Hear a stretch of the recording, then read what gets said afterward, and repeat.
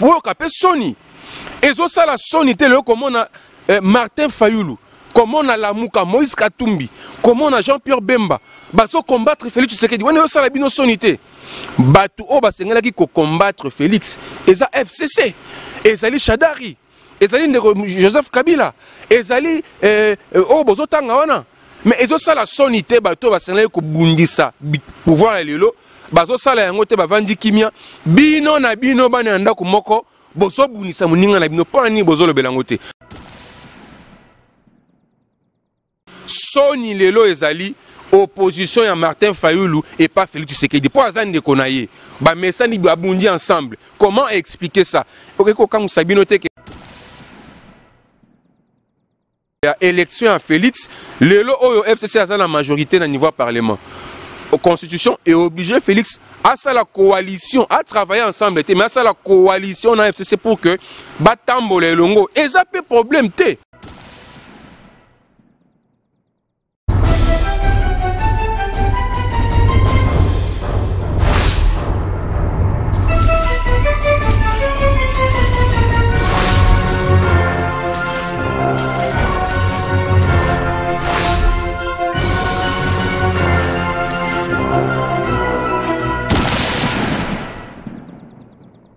Bote bando balandi à www.cleboa.com. En tout cas, merci parce que vous avez besoin d'un de partout. Les actualités continuent surtout pour la politique en Bouranabiso, sorti à président de la République na Angola, na Brazzaville et puis na Kenya, nous faisons makamu au Toroswana Nabino Lelo. En tout cas, tout ça n'est parce que parfois tout le temps on va commenter Nabino, puis besoin d'encourager Bisso, ça nous fait quand même du bien. Justement pour vous dire de toujours s'abonner à notre chaîne www.cleboa.com, c'est notre site et puis c'est aussi notre chaîne YouTube Cleboa. En tout cas, les lots tout ça n'est pour Nabino John Lungila pour la plupart Msubayebi était pour découvrir les lots na Cleboa. Je crois que c'est la première fois les gars na Cleboa, mais naïe ils ont balé mais il y a toujours continuité par rapport il y a Oya Zalipé par rapport à Oya Pissarabon John Lungila. Bonjour Ndeko Rems, merci beaucoup pour l'invitation. Je crois que Cleboa ils a parmi la chaîne YouTube de Tobin on a Kinshasa où ils sont crédibles, ils sont très suivis. Ngai moko déjà je sais que intervention dans Ngai Belé na plus sur internet na Cleboa. Je suis très content que les lobos pensent nanga pour que tout sur l'ensemble makamamboka. Deni santé kitoko. Santé ça très bien, oui bi que toute une période moko ya forte turbulence politique, campagne électorale, incertitude des alais qui m'ont ébélé, to finganaki, to lobanaki makambo ébélé. Kasi lelo oyo toza kimia parce que atterrissage ça l'a mis en douceur oyo a gagné qui be élection yenda zala qui proclamer lelo oyo mboka ezo tambola mana mokonzi ya mboka ya sika. Je crois que mutona mutu azana esika naye ngai pe naza esika nanga nazo continuer mosala en tant que journaliste. Santé ça très bien, tout marche très bien par la grâce de Dieu. Après menace na bandal Yanzo Topé à Mutuka, je crois bien les lots, vous êtes vraiment en forme. Donc, vous pouvez rassurer Nabato Balan que non, aujourd'hui vous êtes en forme. Très bien d'ailleurs, parce que le baka pour Mutuka Nangeza Musika, effectivement, tous ceux qui victimes, il y a intolérance politique le 25 décembre pendant la campagne électorale. Je crois que les Congolais, éviter la démocratie. Éviter que la démocratie et l'inkoloba. Oyo lingi muninga musa sengli ko boya yango bat balinga oya lingi batu nyonso balinga démocratie za kabongo te. Alors to kutanaki malheureusement to zaki na nzela na bango au niveau ya bandal na bloc ezaki le 25 décembre j'étais en famille nde bandeko lelo na okiko lobelango pour problème monge ozate ya la muka ba takaki mutuka na ngai ba panzaki paraprise à ciment. Je crois que l'image est tambolaka déjà monaki, mais na période où on est allé qui pensa tinete comme ça à faire d'état. C'est vrai, écoutez qui biso pe misole belé poto bongisa yango kasi ba bomaki mosoni kasi moli moté parce que les lotos ali tozo continuer comme ça mosa na biso mutu kezali bien matériel et ko bima pe a peli moto. Ezali suka ya mokilité. C'est le plus important, Isaac et Tobima qui en bonne santé, paix en vie. Les autres toujours continuer mon sang en abysso sans problème. Merci beaucoup Jean Lungila. Jean Lungila est invité à Lilo. Jean Lungila, question de curiosité. Aujourd'hui, les gens vous traitent des caméléons. Vous étiez dans FCC, le langage comment changé. Jean Lungila au Tibaka na Congo, la télévision, la émission, moi, bilinga. Pour tout le monde, on a kiosque était, il soit bien que ça va parce que banga ka tu parce que le ba ming vérité. Alors, analyse nous soit par rapport à Combo Nayo, par rapport à menace verbale aussi na ba TV. Bon, d'abord pour l'émission kiosque. Et c'est une émission kiosque, c'est une émission au bisso. Je voudrais dire, moi, John Lungila, je suis parmi les journalistes au Matisse émission kiosque. Tant que émission kiosque, il y a Salema, Ndeko Serge Kabongo, Mtabando au Sangote, Ndeko Michel Koyakpa, à un moment donné, avec une autre dame, j'ai oublié son nom. Et aussi Marcelin Chiswaka. Là, il y a une époque au bisso, Tozo Kende, Makolo, n'a pas ce que ça l'émission kiosque. Mais n'importe quoi, ba Mike Mukebai, ba Daniel Safo, ba Ngonyonso, ba bandako leka na club 50. Ba zaye ko linga ko leka na kiosque te. Mais biso toza ko leka na kiosque. Ti kiosque yo ko matanengo mati bongo, ba tubaye ba profiter na onenga ba profiter na ba comme ba député biso tozo tala. O nga na regretter zaiki nini?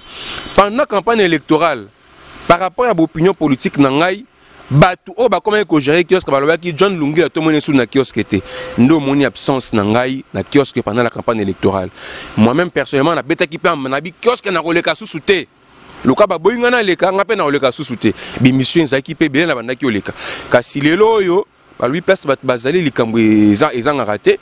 Je crois qu'on m'avait encore appelé et on a filmé le collement de la paix avec mon frère Serge Kabongo que je salue. D'ailleurs lelo Nazaki na kiosque, lundi Nazaki na kiosque, je suis là. Et pour la deuxième, oh le Bimarambo, Nazaka inconstant. Non. D'abord, moi je suis journaliste, je ne suis pas politicien. Mais bah, intervention dans la télé 50 mingi, tant vous avez Peter Tiani et tous les autres, Israël Moutala, tout ça là, dans la TV, tout le monde qui est position qui position. Opinion nangai.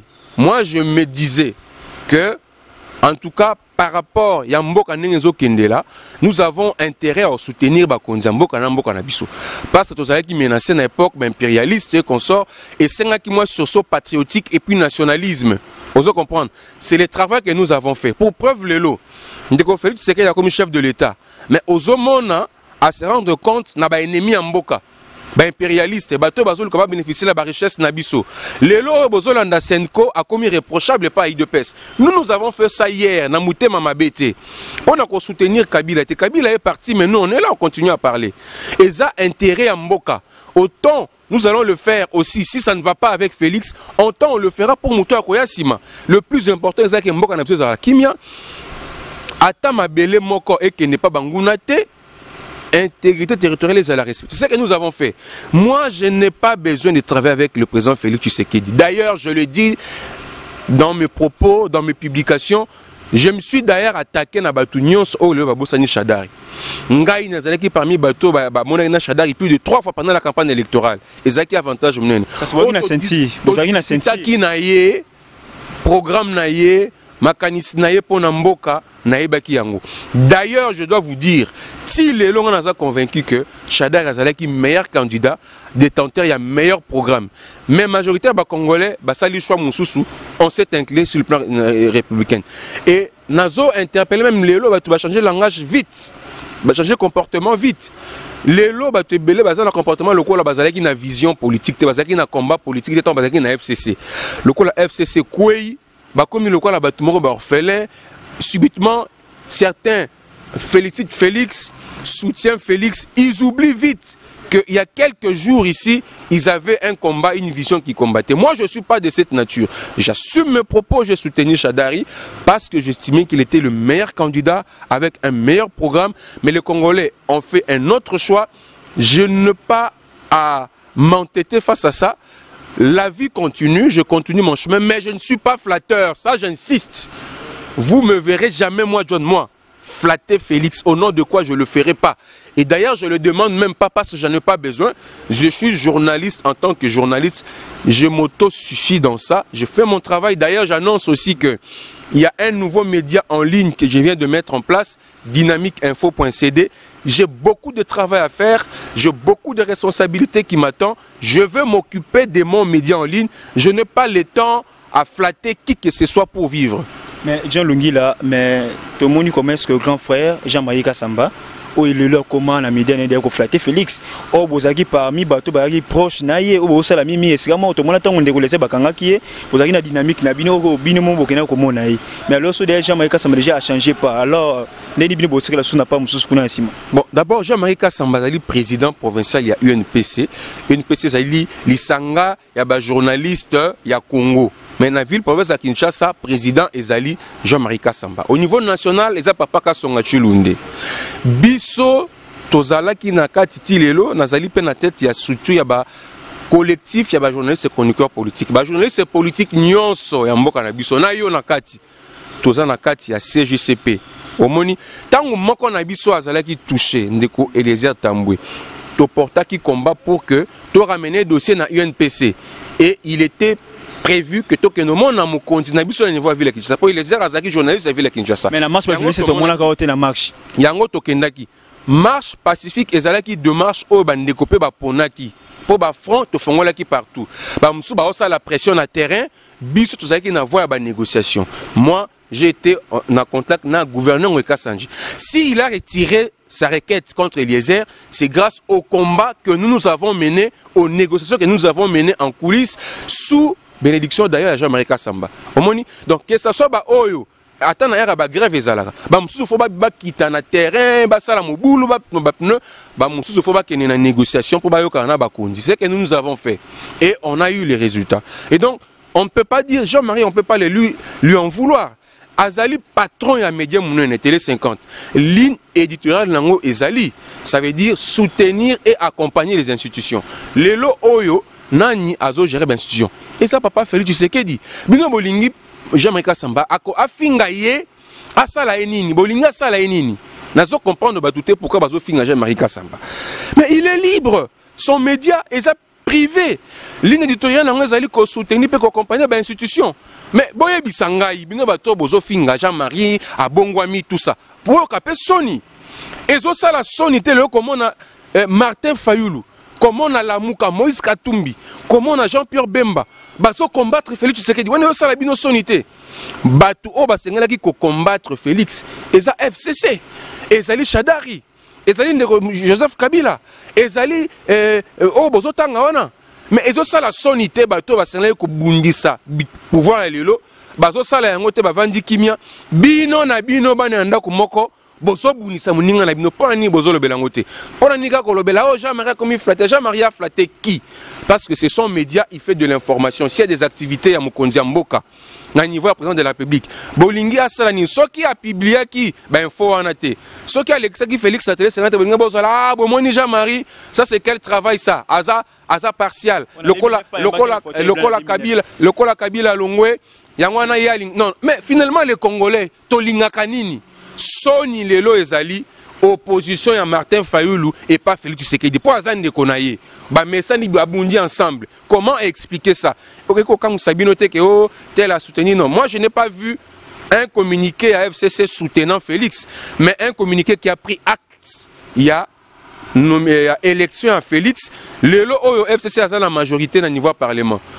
La Constitution est obligée, Félix, à ça la coalition, à travailler ensemble, mais à ça la coalition dans FCC pour que Batambo les longo. Et ça peut problème té.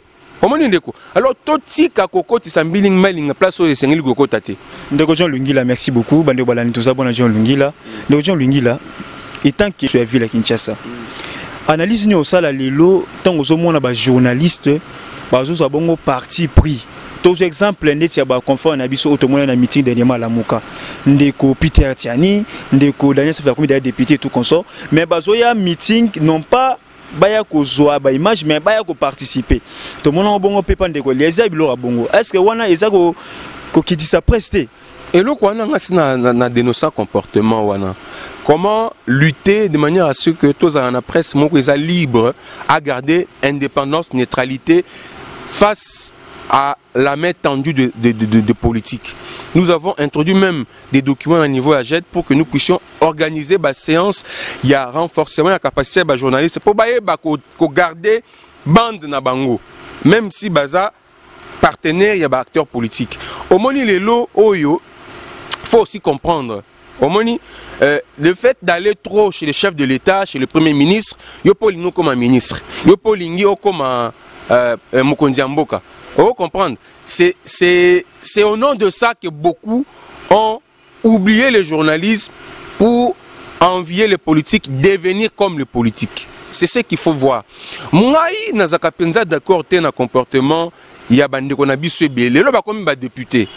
yango yo pe opostile noté parce que bangi population mukie popularité mukie omoni ngai ne bandal babetaki yo mabanga ti obangaki parce que bandal babetaki nga mabanga te bandal ezaki comportement ya ba voyou ya la muka nde babambaki mutuka na ngai mabanga ezaki cible parce que babiki wa muta FCC voilà eza comportement ya ko condamner omoni eza comportement ya ko condamner parce que loba ko ba député siko ba député yo siko yo 5 ans encore ya chômage pas du tout bon 5 ans ya chômage parce que loba loba ko ba député to moni ndeko les aides na safu maike mukeba o bosala liste na bango nzela moko to moni comment est-ce que yo na capacité intellectuelle d'abord mais ofandi siko bo 5 ans misu bako siéger yo moni on omoni mboka hein eza na plusieurs façons ya ko servir yango hein mboka ezaka kate pour servir yango faut comme député faut comme ministre non lelo ndo la ti costume na yo boye ozela to comme ministre pour somba costume na yo ya kitoko tu comprends pose au bala faut comme ministre député non pose na mutuka non ça veut dire qu'il faut faire un effort na musala oyo zo sala yo il faut bunda en tant que journaliste musala oyo poni yango oyo tangeli yango ça journalisme vous comprendre o bunda de manière à ce que musala oyo ebonga babanda ko futa biso malamu poto za la l'aise en tant que ba journaliste poto kende ko envier ba député te pour lelo yo c'est vrai to ba député ba député na mboka na so ba député liboso te to ba député na mboka ba tamboli makolo ba député na mboka na biso ba zongi ba locataire ba zangi besika ko vanda ba député na mboka na biso ba zangi même besika ko lia ba zo lia na ba malé wana kisasa ba zebele. Cela veut dire que comme député, le but est que Vinayo et Bongiti Nasuka, non. La lutte, ce n'est pas de devenir député. La lutte, ce n'est pas de devenir ministre. Là, c'est le pouvoir pour le pouvoir. La lutte, c'est l'échangement du vécu quotidien des Congolais. Moi, en tant que journaliste, quelle est ma responsabilité pour améliorer les conditions sociales des Congolais? Ce qui est censé dénoncer. Comme si c'est ce que je dis. C'est les intérêt personnel. Ok, les l'autre. Ndeko Serge, Azaki na ambition as un sénateur. Basaki arrangement que ngana tsabino poa boko ba député après ne botsanga poa. Ndeko Serge azolé là. Bozo mona kiosque ko suko sala yangote. Vous comprenez? Cela veut dire que ba master ba komi ba élu. Bah, comme non, il faut 50 000 $ pour voter sénateur.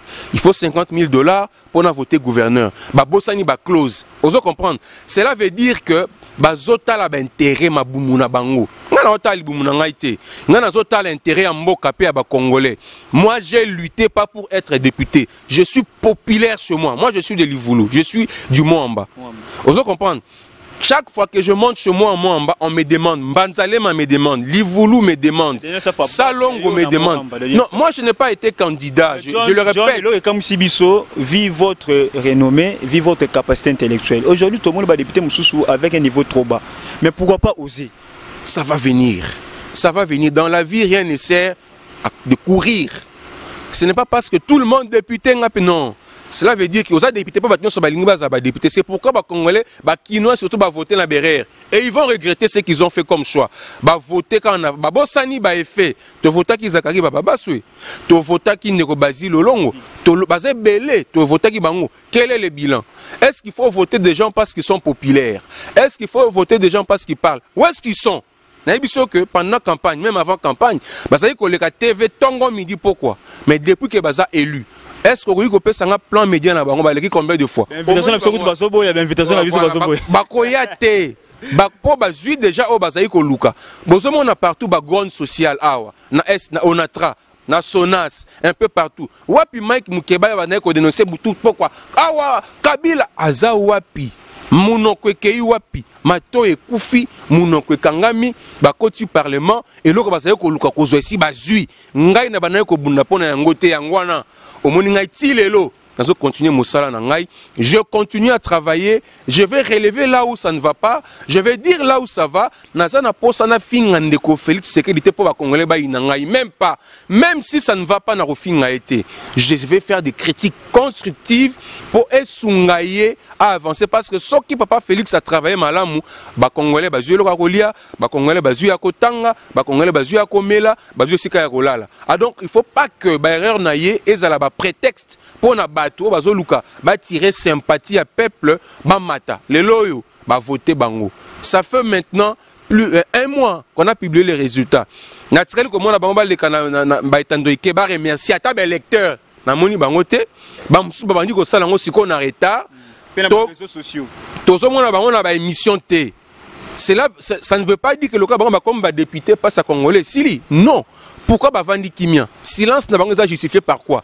Maintenant les Congolais se portent bien, maintenant les Congolais mangent bien, maintenant les Congolais vont à l'école, maintenant les Congolais vont à l'hôpital. Non, mais pourquoi ils se sont tus? Parce que oh bah luka que si bazuko comme ba député, ba monaya, ba ça qu'on envié au Ben Minaku, ba ça qu'on envié Christopher Ngoy, Christophe Lutundu là, ba ça qu'on envié ba comme ba élus. Maintenant qu'ils sont élus, messieurs, ce sont des députés, ce sont des honorables. Qu'est-ce qu'ils vont en foutre avec le petit peuple qui souffre? Qu'est-ce qu'ils ont en foudre avec Jean ya Onatra ou Bazali Banda, Jean ya Sonas un peu partout? Ils n'ont rien à foutre parce que Bango a déjà mandat, boulot. Il y a assurance, il y a 5 ans par mois, 12 000 $, bah voyage, il y a Libanda au Félé, passeport diplomatique, bah mise de service, bah au bango bilamba na mbongo à l'État, bah loger bango na mbongo à l'État, bah outi ko pesa bango bah frais d'installation, il y a plus de 5 000 $. Est-ce que bah Touni Kabila, to fait ce qu'il dit. Yozo pe sabi so frais d'installation. Est-ce qu'on a trace au fouti batou?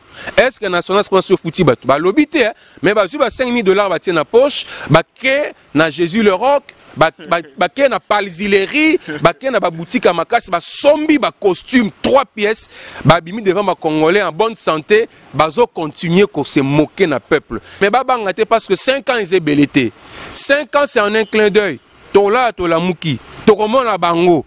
Tokomona bango ebele ba koluka bazonga pe ba journaliste ba koluka bazongela susu na ba jino ba congolais ba ko sabino bo voter bango 101 francs bo sali bango confiance mais aussitôt élu ba kangi minoko bo na sengeli bango bolimbisi na sengeli bango bolimbisa bango ndeko Jean Lungila. En tout cas merci beaucoup bande balandi ya Kleboa, merci parce que vous ébélé tout d'abord na Jean Lungila aza journaliste et puis aza mutamaele o tuyambi lelo na chaîne na biso Jean Lungila. Ba mise na yo tozo na 6e na ba mine ba comme ba député 5 ans yo na palais parce que kuna mbongo ezo sopana mais eloko nini yo singa pa na bango parce que la plupart baza mabato la muka so na 85 députés baza muké. Est-ce que na parlement na ba ko bunda bon omoni et puis ba kota susu na liste ya Moïse Katumbi mais ba bon mais ba sali ba semblant net telo ezate mais ba na liste ya Moïse Katumbi eza déjà na niveau wana nyo so ba $1,500 ba $1,000 ngaita na banaka ko lobana bino que moni ngana travailler na mpona mboka pendant 2 ans azaki na cabinet ya ministre ya essu comme conseiller en communication cabinet ya ministère ya essu ezali ambika iteza ya l'état ozomona na saeli l'état nda bandako ofutanga chaque fin du mois a ofutangai pona sa mosala ona bandaki kosala la mboka mbika ite po eza cabinet privé te lelo biso tozo bimatorotika ministère wana congolais mususu akokota kuna ayepe na équipe na ye asaleli mboka continuer gestion un secteur mais nazalaki diabolisé ko travailler na cabinet zalaki lokola kindoki nanya finga kingaite tout na cité lelo oyo yebisangai na cabinet à président de la République baza combien oh ba finga ki John Lungila pour côté cabinet boye tout ça ils sont dans des cabinets il y a chef de l'État basé belé ils sont maintenant aujourd'hui à l'Assemblée nationale comme des députés. Quelle est la différence? Mais pourquoi ils ont voulu tricher dans le discours pour se faire aimer par les Congolais? Si même Moïse Katumbi a fouteli bango mbongo, a d'abord fouteli bango ndako, a someli bango mituka, allez après ça bango mbongo ya ba passage dans ba média, a comme si bango ba député, ba komi ba élu ba habité. Biso toza ya la mukate. Boza ya wapi sikoyo. Bino finalement combat na bino ezanini. Nga na zana eloko moko ya webisa bango te. Pour nga mutu na tindi bango na parlementaire. Ce n'est pas la corporation de journalistes ou de médias qui a envoyé Safou, Moukebaï, Vouanga et consorts et Eliezer au Parlement. Non, ce sont des politiciens qui ont envoyé ces gens qui étaient des journalistes au Parlement. Bayebi pourquoi batindaki bango batindi bango kuna na Parlement. Eza na musalo ba pesi bango na rôle au faut ba jouer. Ngai John Lungila nazane loko ko yebisa bango te mais seulement babo s'en a été que ils ont menti dans leur discours pour se faire élire aujourd'hui bazar redevable na peuple congolais. Nangaïté. Et puis yeba que ngana na chômage oui. Oui, c'est vrai. Mais naza commander ya poste été. Comment on a été na flatté moutou non. Moi je vous dis, je suis journaliste à Congo Web Télévision chez le président Chabani Record. Je suis bien traité, je suis à l'aise, je sais tenir les deux bouts du mois, même si c'est difficile. Je te dis que je viens d'initier un média en ligne. Le travail est intense.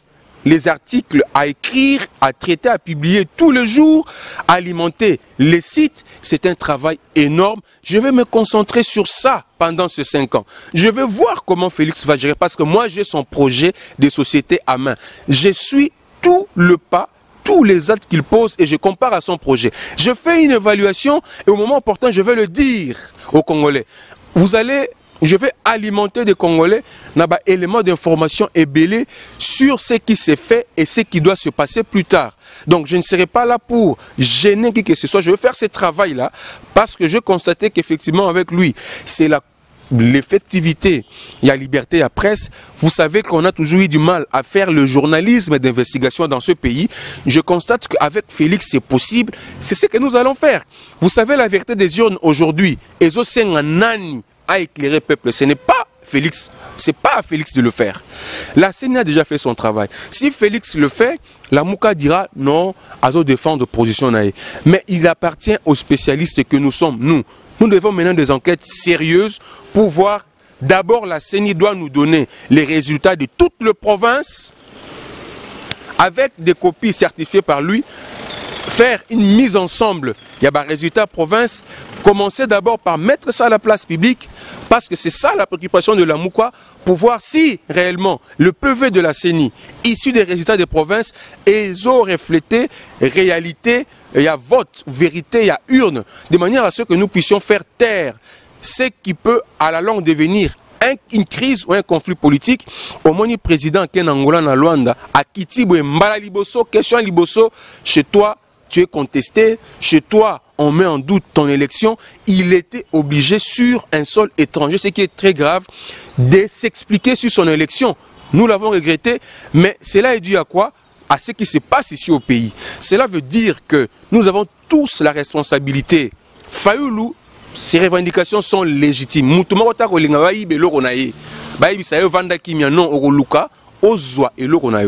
avons tous intérêt à aider Fayoulou, à aider Félix, à comprendre que ce qui s'est passé, c'était la vérité des urnes, si tel est vrai, et que Bambi se mettre d'accord.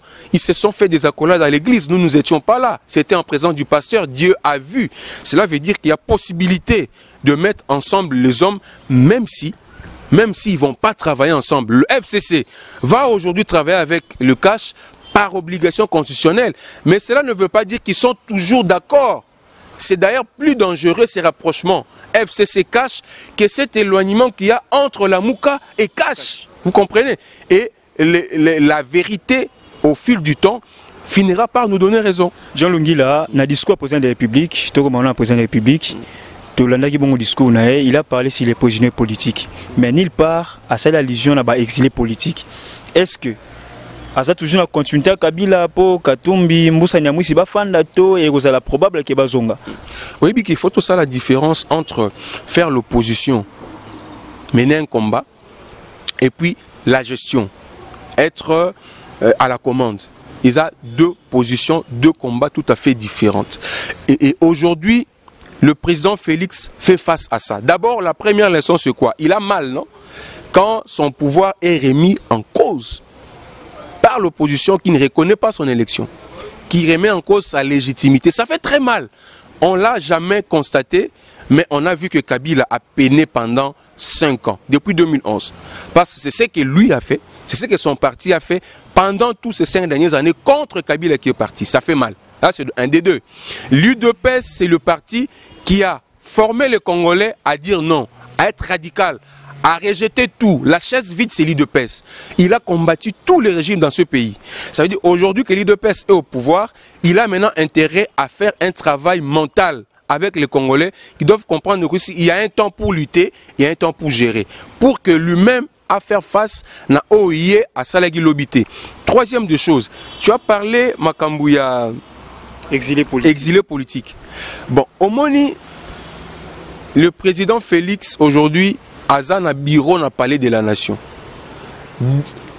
avant à côté président Kabila a installé qui à travers ville à Kinshasa ba caméra de surveillance. Na ba carrefour, ba espace yaminène, ba coin stratégique de la ville. Ça veut dire que le chef de l'État, à partir de son bureau, il pouvait, avec sa souris, observer l'ambiance à travers la ville. Voir ce qui se passe maintenant en Djili, ce qui se passe dans la Victoire, ce qui se passe sur 24, ce qui se passe ici en ville, ainsi de suite. Mais toutes ces caméras ont été détruites par l'IDPS et Félix quand ils étaient dans l'opposition parce qu'ils estimaient qu'il y a aujourd'hui, il est au palais de la nation. Je crois et je parie, il le regrette parce qu'il ne sait pas gérer la ville maintenant. Il comprend qu'on a commis l'erreur de s'attaquer aux infrastructures du pays. Aujourd'hui, et qu'au parce qu'il doit corriger, remplacer partout où son parti et lui, ils ont détruit. Makamba exilé politique. Nous sommes un État. Il y a des lois qui régissent ce pays. Bango Basaï Koloba, une opposition, la libération sans condition et dans l'immédiat des prisonniers politiques. Le retour sans condition et dans l'immédiat des exilés politiques.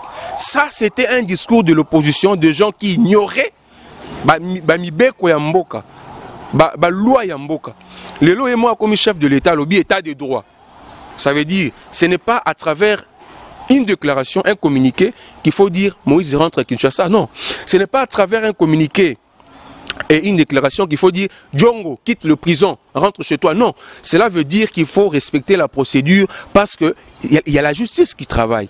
Tu vois, il y a la voie à suivre.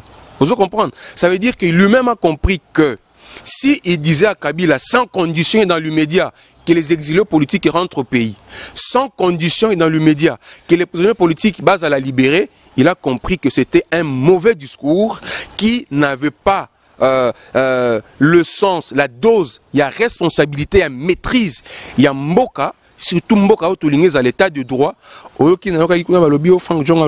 si dans 3 mois, abimité, ça la peine est normale. Nayoki na solek na téléphone na secrétaire général na Mayenge la lobby eza ba rumeur ya réseaux sociaux Franck Dionga tsalo lo ba bongoté en tout cas c'est que ça contre moi Flavien linga raza la kuna ne Flavien omoni même nangé Félix comme président de la République ba chi de belé koufi parce que ça na bato belé bazaki ko bois kangunda na poto et belé ceux qui marchent salamia ba lukika ba journaliste journal monsieur X hasard recherché Tindeli bango RL bango kuna ake na chancellerie ceux qui va parler ici balobi mboka na ye bazoluke ba menacer to pese mukanda pour na ba protéger et belé ba komisa ki yango business. L'IDPS n'était pas seulement un parti politique mais c'était aussi une entreprise où ils allaient permettre Batouba survivre. Les lots que l'IDPS a continué à pouvoir ba cop belé lali yango na omoni attendez faru la sala wana na simanae ba ya ebelé on va soutenir et ça va coopérant et va makama mikanda. Vous comprenez parce que ceux qui lelo fayulu a kangi monoko andimi opposition républicaine au bemba ndimaki kopwane lali et ce kopwane lali le mona ki tango va voter bango nyonso bazongi kin ba bulai keno ba musala et la Kinshasa biso to na Kinshasa to kembaka nous menons la lutte à partir d'ici nous tenons les coups bango bazana katia malili bazolia mbala bazolia misuni ya ofele bazolata ya ofele ozo comprendre mais nous ici to pene ba ye ba kokite ba lingi mba futela bango sika ya rolala ba pesa bango bilo ya rolia. Ça c'est de l'irresponsabilité, c'est la diaspora irresponsable parce que si le Rwanda est ce qu'il est aujourd'hui, c'est grâce à sa diaspora. La diaspora rwandaise aza na lobbying makasi koleka même l'Union européenne, koleka même les États-Unis. Oya biso babanda ko beta ti lelo to moni baye ba candidat ba kwei Rex Kazadia ya kia wa peli Serge Ouelo ya kia wa peli. Donc tu comprends que nous devons avoir le temps à un moment donné de savoir quelle action nous devons mener pour faire profiter au pays et aux autres. Regardons que font les autres pour que biso peto sala pour mboka que liboso. Mais bango bazana kata babilamba, ceux qui baye bazana kata ba. Ils t'amènent quoi? Moi parfum, moi chemise, moi chaussures et ils pensent qu'à changer vie na yo. Non. Et ce n'est pas ce genre de diaspora que nous voulons maintenant. Nous voulons une diaspora qui va faire le lobbying. Nous voulons une diaspora qui va aller devant l'Union européenne pour dire nous ne voulons pas ça. Nous voulons que vous puissiez enlever la même mise sur la gestion de nos ressources naturelles. Nous ne voulons plus que vous poussez, vous attaquez à nos autorités. Nous voulons une diaspora qui va accompagner l'action des institutions. Pas une diaspora de traîtres, une diaspora de ventres qui lutte dans le vide pendant autant d'années, et quand vous avez les changements que vous prenez, vous revenez au pays sans projet et vous attendez des emplois à niveau aéroport Yangili. Heureusement, Félix peut répondre à Bango.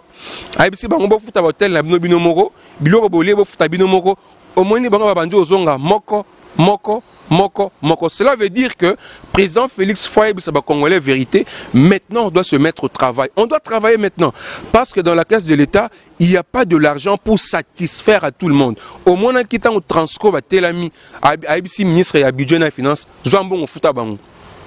Et ça qui mbongo est transcoté. Et ça qui mbongo produit par transcoté. Mais ça qui mbongo est outil na libérer mon sous pour satisfaire besoin. Mais est-ce qu'on a de l'argent maintenant pour faire ça dans Onatra, dans Sonas? On n'en a pas. Cela veut dire que maintenant on doit travailler ensemble et attendre les résultats dans les années qui suivent. J'ai vu un grand homme d'affaires, Yamboka Nabiso, Chabani Record.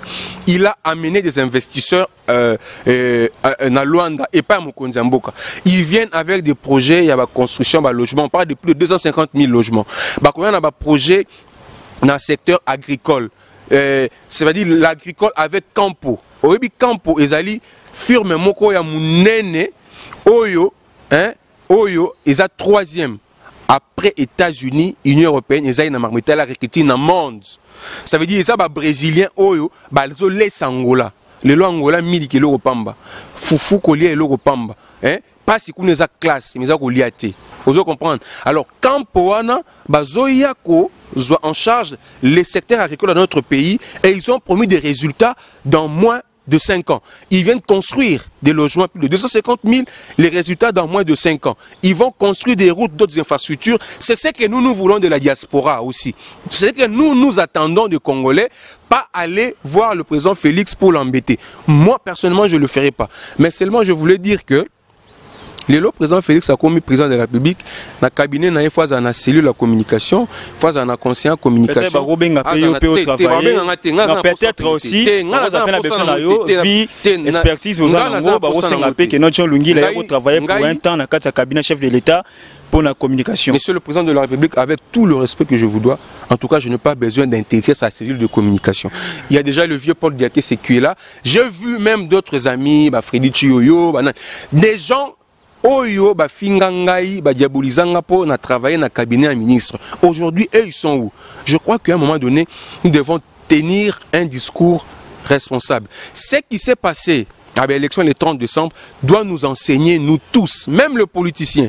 Bao ba mesana na flatterie. Bao ba mesana lelo nazo finga parce que lobby na éviter que lobby to solo là, na éviter que lobby rosala. Ils doivent tirer des leçons. Nous avons tous intérêt, chacun de nous, là où il est, à comprendre que non, en tout cas, on a que c'est passé dans Mboka. Tous ont intérêt au-delà de la divergence au-delà de la Kabouani. Tous ont modéré parce que l'avenir n'appartient qu'à Dieu. Et là, nous avons le gouvernement qui Kinshasa, pardon. Nous avons pardon. Kinois, tous ont spécialistes dans la sangate, tous ont spécialistes dans la bokte, dans la momite, dans la vanité. Tous ont maïlé.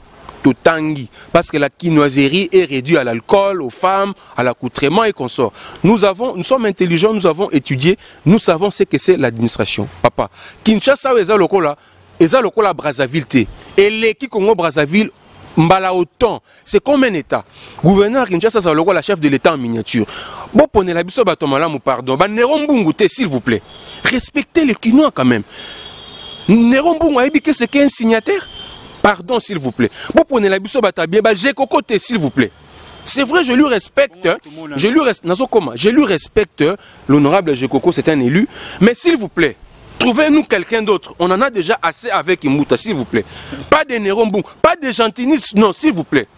Trouvez-nous quand même des gens, on va ça quand même à mesure à formuler français, sujet, verbe, complément, s'il vous plaît. Respectez les Kinois. On ne va pas continuer dans l'image à Kinshasa, non, respectez-nous. Nous avons des gens au bazar capables. Gérer, c'est l'administration. J'ai dit, c'est un chef d'État en miniature. Ça veut dire qu'il y a une autonomie à gestion. Imagine que Kinshasa est l'équipe Congo Brazzaville na Mounene. Ça veut dire ça le Mboka. Respectez les Kinois, s'il vous plaît. Pas Nerombungu, s'il vous plaît. Il peut être député comme on l'a déjà élu, travailler comme député. On sait déjà son bilan, c'est quoi. Il parle pas. Il n'a aucun dossier. Il va faire quoi au gouvernorat? Il va apporter quoi? Il ne maîtrise pas l'administration. Son niveau d'études, c'est lequel? Son expérience, c'est lequel pour que les lois comme un mini-chef d'État? S'il vous plaît, respectons Kinshasa. Trouvez-nous des candidats valables. Au moins, on va revaloriser. Les lois, pour ça quand même. Pas ça image, moi, bien à Kinshasa. Il y a des écoles, des bonnes écoles ici, des universités ici. Il y a des universitaires de renom ici qui peuvent faire mieux. S'il vous plaît, au PPRD, je demande. S'il vous plaît, papa, tu sais que dit Félix. Trouvez, et même de Gonapso, tout le monde. Tu as vu qu'il vient d'Amso Laurent, tout le monde. À l'entreprise, n'a rien limité. Entreprise, on a limité à quand on a vice-gouverneur à Kala. Vous comprenez? Azo Luka Moyen a relancé bord. Mais il est mieux placé chez lui à Massimaniba, à Kwilu. Hein? Est-ce que vous pouvez accepter Laurent, tout le monde, là, au cause de Pénaris Kalbi, non? On a comme un gouverneur à Katang. À quoi ça? Mais pourquoi faire ça? À Kinshasa, il y a des gens au Bazana. C'est vrai, à Kinshasa, ce n'est pas une ville des natifs, mais des originaires d'eux. Mais on a quand même des Kinois qui ont étudié au Bazana, attachement à la ville de Kinshasa, au Bazali, qu'on se reconnaître, qu'on se reconnaître dans Bango.